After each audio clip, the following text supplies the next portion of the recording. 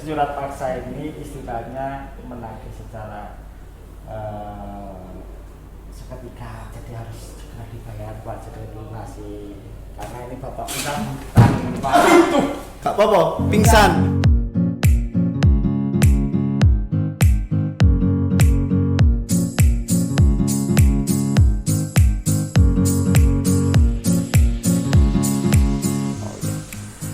Halo semuanya kawan pajak, apa kabar kalian semuanya? Baik-baik saja kan? Masih tetap sehat? Jumpa lagi dengan saya Frandi, host kalian di Mojok Podcast. Ini ya Mojok Podcast ya. Oh, kita sekarang udah ada ini ya. Di episode berapa ini? 8 ya, 8 ya. Alhamdulillah kita sudah mengudara di 8 episode. Nah, untuk kali ini saya bacakan dulu beritanya ya. Berita pertama, kayaknya cuma satu aja deh beritanya, ini dikasih panitia. Presiden kukuhkan 8 anggota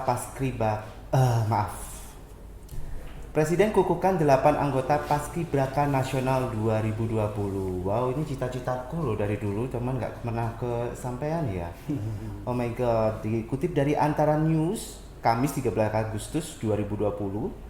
Presiden Joko Widodo mengukuhkan 8 anggota pasukan pengibar bendera Pusaka Nasional 2020 melalui upacara pengukuhan Paskibraka di Istana Negara Jakarta, Kamis. Sebagaimana disaksikan secara virtual, proses upacara pengukuhan diawali dengan menyanyikan lagu kebangsaan Indonesia Raya, mengheningkan cipta, dan pengantar pengukuhan calon anggota Paskibraka. Selanjutnya, para calon anggota Paskibraka 2020 membacakan Ikrar Pemuda Indonesia sekaligus prosesi penghormatan terhadap merah putih. Pengukuhan pasukan pengibar bendera Pusaka Nasional kali ini berbeda ketimbang yang selalu terjadi selama ini, di mana mereka terdiri dari pasukan 8, pembawa baki bendera dan pengibar bendera, pasukan 17 dan pasukan 45. Pada 2020 kali ini, pasukan pengibar bendera Pusaka Nasional terdiri dari 8 personel yang berasal dari pasukan pengibar bendera Pusaka Nasional yang pernah bertugas pada 2019 lalu. Oh, jadi ini dipakai berulang ya kayaknya ya. Ya. Mungkin belum ada karena COVID ini ya, jadi nggak ada seleksi ya kali ya.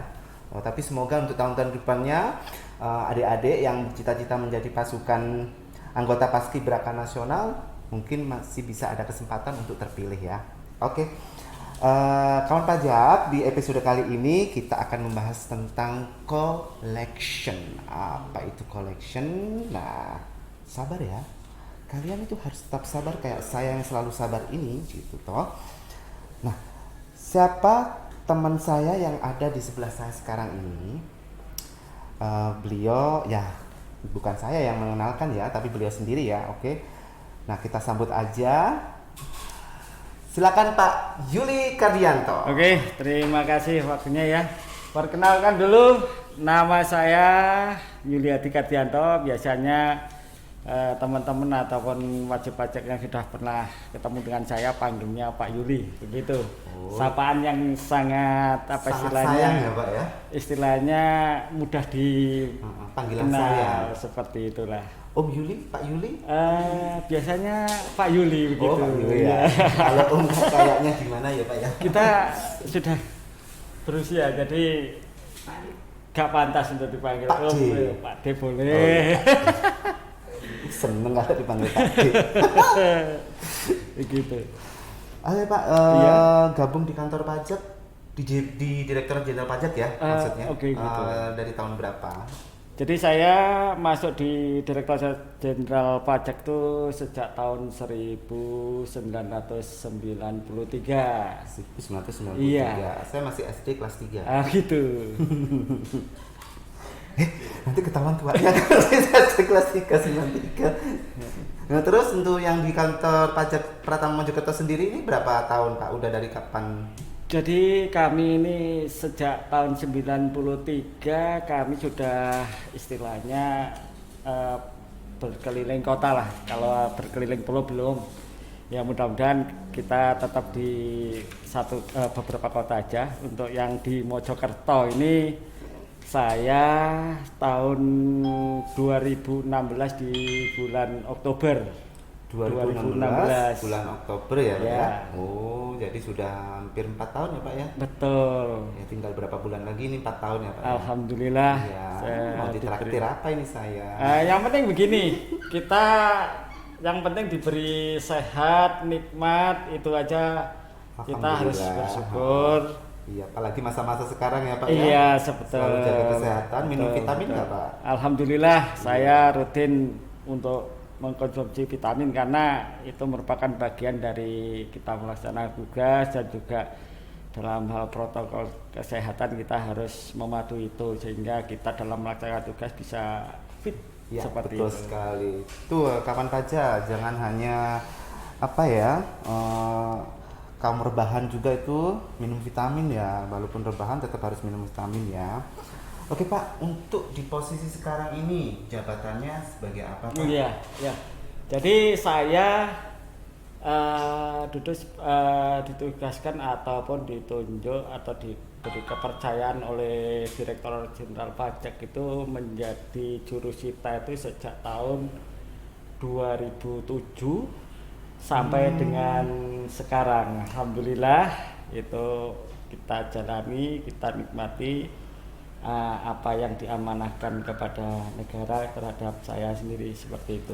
Oh, jadi Bapak ini jabatannya di sini itu sebagai jurusita ya? Betul, Jurusita pajak negara Iya, ya, Pak, betul, ya. Penasaran aku itu kenapa ya kok namanya jurusita pajak negara? Apakah hubungannya dengan job desk-nya Bapak juga atau nanti kita korek-korek lagi ya kawan pajak ya? Nah Pak, nah kalau saya baca ini kan jurusita pajak negara itu masuk ke seksi penagihan. Betul, seksi Iya, penagihan. seksi penagihan. Jadi kayaknya seksi penagihan itu kayak serem banget gitu loh Pak. Jadi kayak apa ya, kayak semacam debt collector atau gimana? Nah sebenarnya sih apa itu sih penagihan? Jadi itu, Pak? begini, kalau mungkin orang itu kalau tidak kenal maka tak sayang ya seperti itu. Jadi pada awalnya itu kalau sudah arahnya ke penagihan tuh wow gimana ya, ternyata kalau kita sudah tahu alurnya penagihan itu apa. Jadi penagihan itu adalah suatu tindakan atau serangkaian yang tujuannya untuk kepada wajib pajak ini untuk segera melaksanakan atau melunasi hutang pajaknya, di situ diantaranya. Dan apa ya, dalam hal tindakan penagihan itu kita harus mematuhi aturan atau undang-undang yang sudah ditetapkan atau yang sudah ada seperti itu. Jadi penagihan itu tidak sama dengan kayak debt collector atau apapun, itu kita harus mematuhi aturan-aturan ataupun undang-undang yang menjadikan dasar hukum kita untuk melaksanakan gitu kegiatan ya, Pak, ya. penagihan. Kalau, Betul. oh, berarti benar saya paham. Jadi Oke. kalau itu nggak sama ya sama Ya, debt nggak collector ya. sama. Karena kita sebagai ASN juga kerjaan kita juga semuanya ada undang-undangnya yang Ya, mengatur betul, ya. betul. Oh, gitu ya Pak ya. Nah untuk itu saya baca juga nih Pak, ada tindakan penagihan pajak aktif, itu apa ya Pak ya? Jadi yang dimaksud dengan tindakan penagihan pajak aktif itu ada serangkaian atau prosedur yang harus kita laksanakan. Kenapa itu timbul? Karena adanya suatu produk hukum yang muncul ataupun ketetapan hukum yang muncul. Kalau di pajak ini istilahnya ada produk ketetapan yang mengakibatkan timbulnya utang pajak ke negara di situ. Rangkaian, iya betul. Rangkaiannya diantaranya yaitu kita melaksanakan penagihan seketika sekaligus, juga kita melaksanakan ataupun menerbitkan surat teguran, juga setelah itu kita menyampaikan namanya surat paksa. Oh, Dan gitu ya, setelah surat paksa ini masih ada tindakan-tindakan penagihan yang lain seperti berarti itu. gitu ya. Ya. Itu secara garis besarnya ya. Betul, Pak, ya. Nah, betul. ini kita bahas yang secara agak rinci ya Pak ya. Boleh. Biar kawan pajak semuanya itu jelas. Oh, ini loh penagihan pajak. Oh, ini loh kenapa kalau kita ini punya utang itu akan mendapatkan ini gitu kan. Gitu kan. Oke Pak, tadi saya penasaran penagihan pajak seketika sekaligus itu kenapa ada itu Pak? Jadi begini, kenapa ada penagihan pajak seketika sekaligus itu dilaksanakan apabila dalam kondisi tertentu, semisal kalau penanggung pajak itu akan meninggalkan Indonesia selama-lamanya. Jadi kita mengambil langkah penagihan pajak seketika sekaligus. Oh jadi takutnya nggak balik lagi ke sini ya? Betul. Oh gitu ya. Nggak balik lagi, maling kundang ya Pak ya? Pak ya. Istilahnya itu ngemplang pajak, ya? Ngemplang negara lah dalam bentuk utang pajak seperti itu. Nah kalau itu berarti agak jelas ya saya Pak ya. Saya memposisikan diri sebagai wajib pajak ya Pak ya. Boleh. Jadi kalau penagih saya semuanya punya usaha. Terus habis gitu saya ada telat lapor atau telat kurang bayar atau apa, jadi saya mendapatkan ketetapan itu ya Pak ya. Iya betul. Ada STP, ada SKP atau dan sebagainya itu kan ya Pak ya. Betul.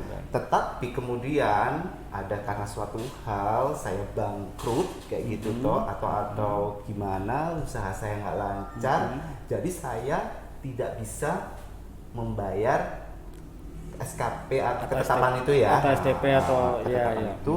Jadi itu kan otomatis saya punya utang ya Pak ya. Betul. Karena sejak jatuh tempo jadi kan menjadi utang ya Pak ya.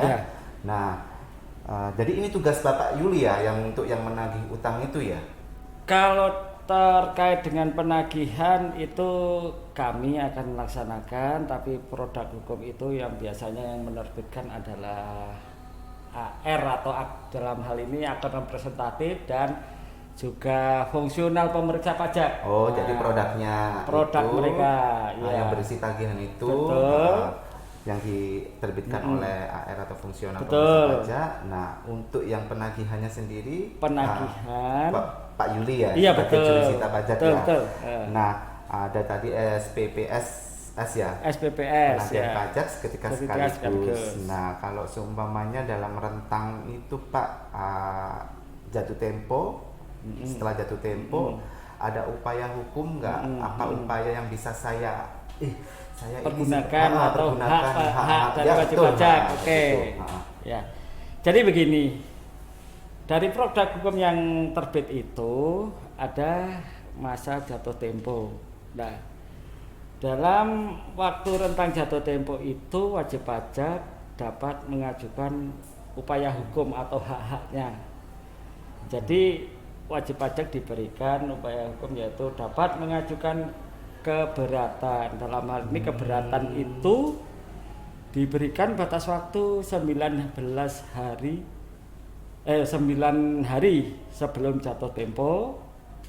9 hari ya Pak? 9 hari. Dan juga wajib pajak dapat apabila yang disampaikan Pak Friend ini sebagai wajib pajak ada kesulitan keuangan ataupun kondisinya keuangannya tidak stabil, itu dapat mengajukan istilahnya namanya penundaan atau pengangsuran.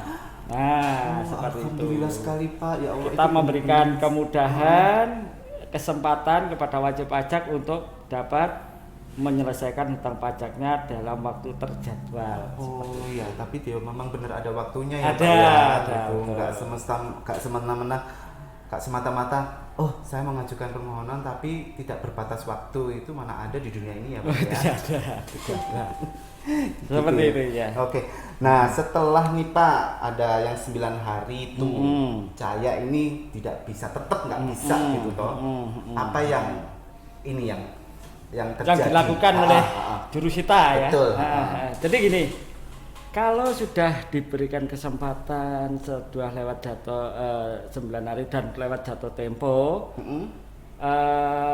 setelah jatuh tempo selebihnya dari 7 hari itu jurusita atau di bagian penagihan dapat menerbitkan namanya surat teguran. Oh, surat teguran ya Pak. Betul. Dalam hal ini surat teguran itu bagaimana wajib pajak supaya mengetahui adanya, wah iya saya masih sudah ditegur.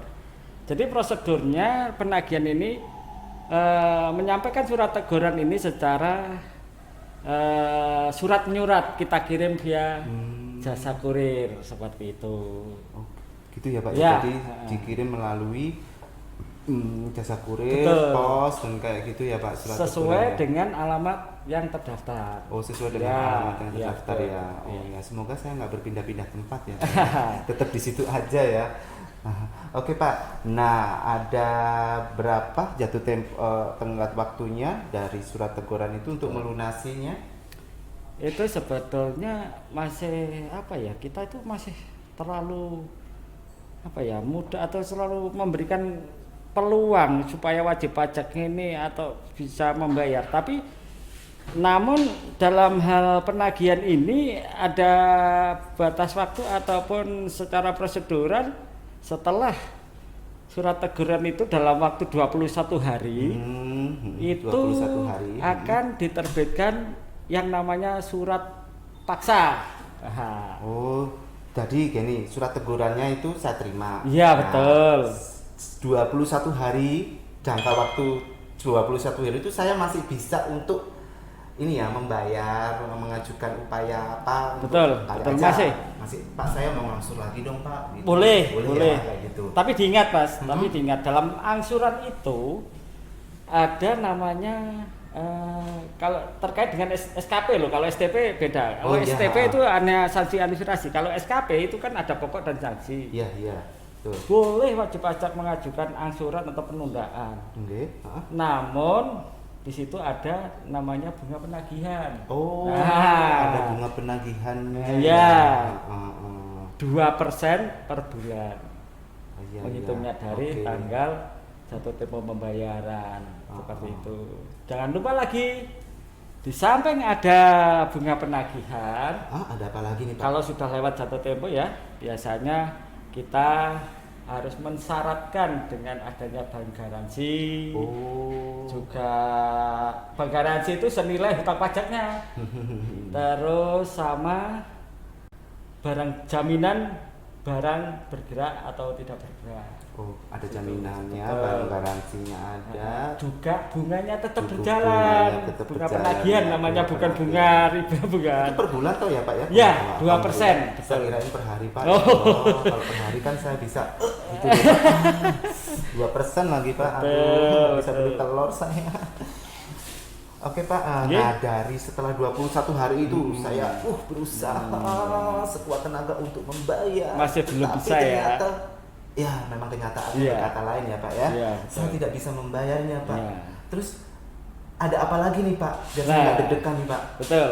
Jadi di sini inilah apa yang biasanya wajib pajak takutkan itu kadang-kala ya, kalau sudah sampai setelah surat teguran 21 hari tidak ada pelunasan atau belum lunas, itu kita terbitkan namanya surat paksa.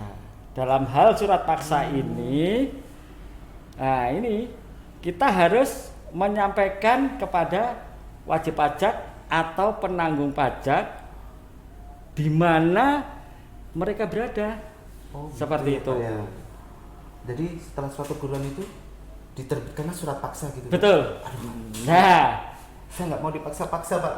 Gimana Pak? jadi begini, surat paksa itu istilahnya bahasa undang-undang, istilahnya yang mengikat dan memaksa seseorang wajib pajak supaya segera melunasi hutang pajaknya, karena di dalam surat paksa itu ada namanya berita acara penyampaian surat paksa. Oh, Dalam gitu hal ya. kita menyampaikan surat paksa itu, kita harus membacakan Oh gitu. berita ya. acara itu. Jadi Sebelum- disampaikan langsung ya Pak? Betul. Jadi nanti umpamanya Bapak menerbitkan surat paksa ke saya, Iya. Bapak itu mendatangi saya ya? Iya, betul. Oh gitu, nggak hanya dikirim pos gitu tahu? Tidak boleh, tidak sesuatu boleh tidak ya? boleh, harus saya disampaikan. Harus disampaikan ya Pak ya? Seandainya itu kan harus langsung ya Mas ya. Heeh. Seandainya kita di lapangan terjadi suatu di luar dugaan atau perkiraan kita, wajib pajak sudah tidak berada di tempat Tempatnya itu. Oh. Bagaimana tindakan jurusita? Oh gitu. Jadi begini, kami mendatangi pemerintahan terendah kita yaitu kelurahan, Oh di kelurahan ya. menanyakan keberadaan wajib pajak ini di mana. Nah, disitulah nanti kita memperoleh jawaban. Seandainya wajib pajak itu tidak ditemukan atau pemangku pemerintahan desa itu tidak mengetahuinya, kita minta namanya surat keterangan bahwa wajib pajak ini sudah tidak berdiri. Itu surat paksa itu sudah dianggap sah gitu. Oh surat paksanya, jadi tetap ya disampaikan langsung. Ya. Dibuat berita acara. Ya. Kalau ketemu wajib pajaknya ya syukur-syukur ya. Kalau tidak ketemu itunya, berarti harus ke kelurahan dulu. Waduh ya Allah Pak, kerjaannya kok gitu banget. Jadi begini Mas, untuk surat paksa ini kan ada batas waktunya, makanya jurusita ini harus benar-benar mendapatkan bukti bahwa wajib pajaknya itu ada, pada saat menyampaikan itu di mana, itu harus jelas. Oke. Terus kalau kita ketemu apa bukti pendukungnya, karena di berita acara itu dalam waktu 2 kali 24 jam wajib pajak harus segera melunasi utang. 2 kali 24 2 kali jam. 24 jam. 7 hari, 9 hari, 21 hari. 2 kali 24 Iya. jam.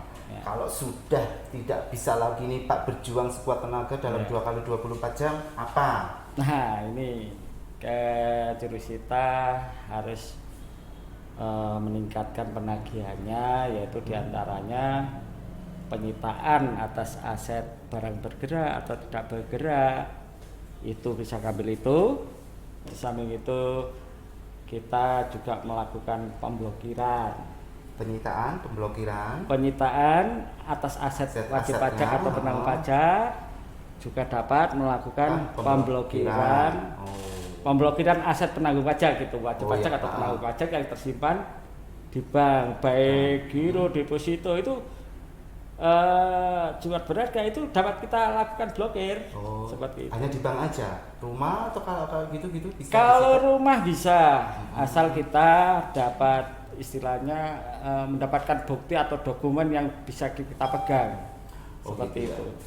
Nah, ada jangka waktunya nggak Pak dari situ nih Pak untuk apa namanya?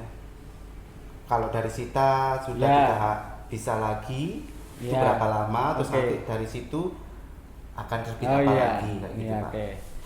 Kalau prosesnya penyitaan itu ada batas waktunya, kita sudah menguasai, dan kalau sudah kita kuasai itu kita tempel sitanya, itu barang itu oleh wajib pajak sudah nggak boleh dipindah tangankan, dijual ataupun apa.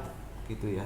Merobek papan sita itu juga melanggar aturan undang-undang seperti itu. Jadi ya seperti itu. Jadi ini 14 hari. 14 hari itu. Ya, jangka waktunya benar 14 hari ya, 14 hari terus habis itu diapakan Pak? Nah, kalau penyitaan atas aset kita lakukan lelang. Lelang ya Pak ya. Di situ kita masih memberi kesempatan kepada wajib pajak 14 hari lagi. Aduh, Bapak baik banget sih. Masih diberi kesempatan nih untuk makanya kita itu kurang apa, negara itu kurang apa. Iya benar gitu Pak. Harus wajib pajak ini harus bersyukur. Istilahnya untuk membayar pajaknya atau hutang pajaknya gitu loh, beri kesempatan waktu seperti itu. Kalau tadi ya Mas ya yang 14 hari terus kita sita. Setelah disita setelah 14 hari itu kita lakukan lelang. Betul. 14 hari. Ya ternyata wajib pajak nggak mau melunasi. Kita umumkan dari pengumuman 14 hari lagi, pengumuman lelang itu dalam pelaksanaan lelang kita lagi 14 hari lagi. Oh, masih ada kesempatan untuk melunasi. Iya. Itu ya Pak. Itulah kalau sudah tidak, pada saat akan pelaksanaan lelang itu wajib pajak kita beritahu. Ini loh, kita surat ini loh, asetmu akan kami lakukan pelelangan. Nah, kalau sudah dilelang, ya itu tadi. Oh ya, itu tadi hartanya hasil lelang itu kita lakukan untuk pembayaran hutang pajak. Oh gitu ya Pak ya. Dan blokir, ya yang itu ngambil pilihan tadi ya blokir. Blokir itu dari blokir itu jadi juga kita pindah bukukan dalam gitu waktu ya. 14 hari seperti itu. Ya pokoknya ya dari surat teguran sampai Surat paksa, sampai surat paksa, surat sita, lelang, terus pelaksanaan lelang. Ya semoga saja itu utangnya bisa dibayarkan. Mudah-mudahan ya Pak. Ya, Jadi itu runtutannya ya Pak ya. Itu runtutannya yang masih agak ringan ya. Gitu ya. Oke Pak, ada pengalaman success story nggak? Atau pengalaman lucu Bapak ketika menjalankan tugas sebagai jurusita ini? Ya, ini sebentar aja nambah sedikit. Jadi supaya nggak terpenggal tindakan menagih dari blokir atau sita tadi, kalau wajib pajak masih bandel kita lakukan pencegahan. Kalau masih bandel lagi, yaitu upaya terakhir yaitu penyanderaan. Di situ penyanderaan ini upaya yang paling terakhir. Seperti itu. Kalau saya sebagai wajib pajak Pak, saya nggak mau disandera ya, Pak. Seperti itu. Sandera karena utang saya. Ya. Ini sudah menjadi sandera cinta kan. Kasihan sekali hidup saya. Oke, ini pengalaman lucunya Bapak. Ya. Jadi begini. Kalau masalah pengalaman atau kesan pesan itu merupakan apa ya istilahnya bumbu lah dalam melaksanakan kegiatan itu. Jadi kalau lucunya itu kadangkala itu waktu ke wajib pajak itu sempat dikejar anjing juga pernah. Wow. Terus kejar anjing Pak. Dikejar kucing enggak ya Pak ya? Saya kira satpam ya, ternyata anjing. Aduh, terus pernah jadi kuli, tapi gini. Nyamar juga. Nyamar juga iya. Jadi kuli pernah, yaitu seru. Dalam tahapan untuk sandra. Jadi kita harus step by step itu harus runtut dan harus lengkap. Nanti itu dalam hal penyanderaan ini tidak ada cacat hukumnya. Oke. Terus terkait dengan apa ya kesannya ya? Kesannya itu ada nilai kepuasan tersendiri gitu loh. Kalau berhasil. Betul. Iya semuanya ya Pak ya, kalau berhasil pasti semuanya kita merasa puas ya Pak ya. Tidak kalau nilai uang itu kayak ada apa-apa ya seperti itu. Ya itu bekerja itu ya karena ada passion gitu. Terus kalau semuanya kita berhasil kita aduh puas, kita menyumbangkan untuk negara. Itu keringat kita. Seni lah istilahnya seni. Nah, kerjaan itu juga ada seninya juga toh. Nah, ada nggak yang marah-marah Pak? Marah itu sudah biasa ya. Oh iya, biasa ya kayak. Sudah biasa. Tapi itu bagaimana cara kita menyampaikan ke wajib pajak supaya dia itu paham apa sih utang pajak, apa sih penagihan itu seperti itu. Kalau nggak gitu pasti sudah datang aja udah emosi. Jadi yang penting kan komunikasi itu penting sekali. Betul. Tuh kawan pajak, semua komunikasi itu penting, nggak hanya masalah cinta, masalah kerjaan juga harus berkomunikasi ya. Termasuk kamu yang sama bosmu juga harus jaga komunikasi agar pekerjaan semakin lancar. Oke Pak Yuli, terima kasih atas kehadirannya di sini, sudah menemani saya di Mojok Podcast. Nanti semoga nanti kita bisa berbincang-bincang lagi dengan topik yang lain. Boleh. Beneran bersedia ya Pak ya? Bersedia. Oke, jangan kapok ya Pak datang Alhamdulillah ya. Tidak, saya malah seneng ini. Jadi mungkin ada pesan untuk pemirsa ataupun wajib pajak yang berada, yang menyaksikan ini. Jadi mohon untuk apabila ada hutang pajak segera lakukan pembayaran. Gitu ya. Jangan sampai dilakukan sandera. Betul. Gitu ya. Karena cukup saya aja menjadi sandera cinta. Garing ya Pak ya, nggak apa-apa. Oke, ya cukup ya Pak ya. Cukup ya. Oke, demikian kawan pajak untuk Mojok Podcast episode 8 ini dengan tema collection. Apa itu collection? Ya itu tadi penagihan. Nah, kita sampai jumpa lagi untuk podcast berikutnya dengan host yang berbeda, tapi saya semoga bisa masih menjadi host untuk kalian semua. Oke, terima kasih. Selamat sore.